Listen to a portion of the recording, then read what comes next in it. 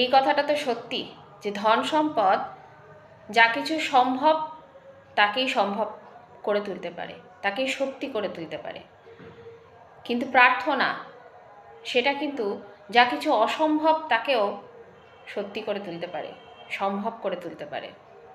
যেমন আমি যদি অসুস্থ হই, তাহলে আমার হাসপাতালের খরচের জন্য যা খরচ হবে সেটা ধন সম্পদ থেকেই খরচ করতে হবে, তার জন্য ধন সম্পদ লাগবে, টাকা পয়সা লাগবে।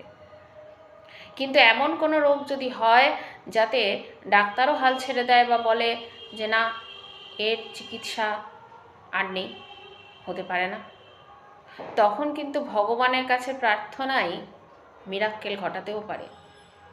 হয়তো সেই রুগী কারোর প্রার্থনায় এতটাই সুস্থ হয়ে যেতে পারে যে ডাক্তারও বলতে পারে যে এটা কি করে সম্ভব হলো, এটা তো সারানো অসম্ভবই ছিল প্রায়।